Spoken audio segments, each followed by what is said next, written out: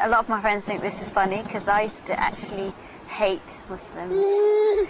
And I was known as the Muslim hater because I just was really affected by the media, and I was very much into reading like magazines like Marie Claire and you know, Elle magazine, and they always had an article about some poor Muslim woman who'd been beaten up by their husbands in, you know, Pakistan or wherever. On one hand, the media is telling me, you know, like showing us pictures of women being oppressed, people being violent and wars and stuff. It's the mainstream media's sort of perception. Absolutely negative. Obviously you have the media stance. You have the cultural stance from my parents. I used to live in New Zealand, and there weren't many Muslims in New Zealand when I lived there. And I think as a result of that, the media was certainly nothing like we have here in Britain in terms of the anti-Islam feeling. I had a lot of bigoted ideas and conceptions which were totally alien to Islam. But what I found out was from all these sources that emanate this negativity towards Islam, they had no appropriate basis. And I think that was definitely an advantage, because when I started to study Islam, there was no preconceived ideas that I had. I used to look at all the problems in the world, and every time I switched on the TV there was, you know, a bombing. The basis was usually an egotistical one. All the fighting in the world was, there was Muslims involved. A hidden agenda one, in terms of like, they agree with something now, let me support you further by rejecting other things. So I was like associated violence and fighting and corruption all with Islam. Then on the other hand, I used to see the people at university, and I used to find that they were doing a lot of stuff that, you know, Islam didn't permit. But I used to think that, well, that was because Islam's too harsh, that, you know, it couldn't like deal with people's problems and stuff like this. I hadn't been approached for a majority of my life about Islam, so I didn't know anything about it. Something very non-liberal, and Muslims very arrogant, because they thought their religion is the best religion, and they were not willing to take from any other religion. I had my life, they had theirs. What I saw was that people were living split personalities, doing things they weren't supposed to be doing, and then going home and then being another person, you know, for their parents, basically. It didn't relate to me, so therefore it was not worth taking any notice of. My dad's family, a lot of them live in Iran, so seeing them, I didn't have a very good view of Islam at all. It was a religion that Asian people followed, and it was something which was very strict on girls. That's really the only view I had of it, that it was really restrictive, and all it wanted to do was stop you having fun and stop you going out. So I didn't have a very good view of Islam at all. From the other perspective, I think now that Islam is so much in the media, it's a case that people are, you know, rejecting a very biased opinion, and they actually want to go and see what Islam's all about. So there is a almost like a backlash in the sense that against this negative media, and they want to understand Islam and actually see what it has to offer.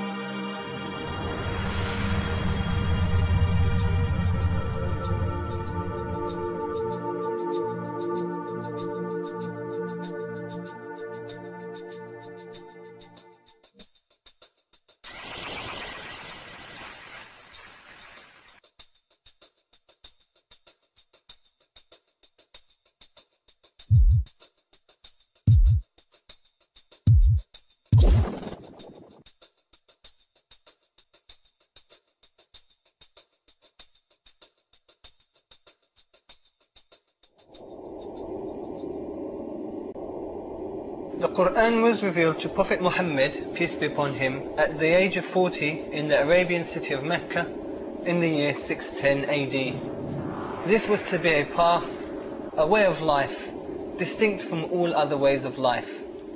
Islam called upon the people of Arabia, who were in the depth of misguidance, backwardness with widespread depraved practices, to believe in the oneness of Allah and the messengership of Muhammad, peace be upon him.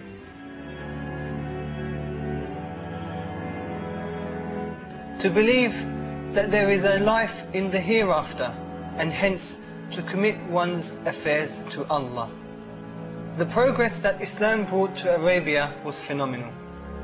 Pre-Islamic Arabia had primitive tribal practices that kept people constantly at war and divided. They held no value for human life, whether it was men, women or children. However, Islam brought about a complete transformation in society, reformed the people and made them into one brotherhood to the point that it eliminated tribal warfare and other forces of divisiveness. This short documentary will attempt to shed some light on why Islam appeals to people of diverse backgrounds. The interviews in the documentary will reveal why people embraced Islam.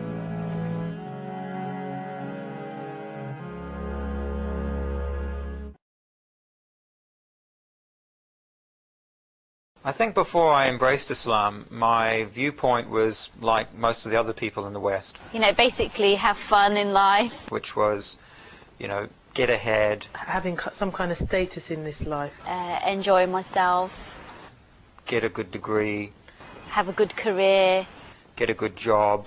Getting a bit further up the career ladder than my parents. Make lots of money. Go to parties and have fun, and meet people and have fun, and go out and have fun. But you find most of the time when you do that, you're just miserable at the end of the night anyway.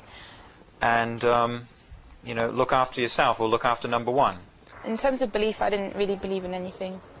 I didn't have any religion that I followed. My dad's Shia Muslim, but he doesn't practice, and my mum is from Scotland. She doesn't practice. She's Christian, but she doesn't practice either. My life was a bit messed up here. Talking about my life, like, for the first 2 years of my life, I lived with my mum and my dad, and my dad left my mum when I was 2 years old. It's not as easy just to say, oh, I want a happy life, because life throws tests at you all the time. My dad left my mum because he's gay. But when I came across Islam,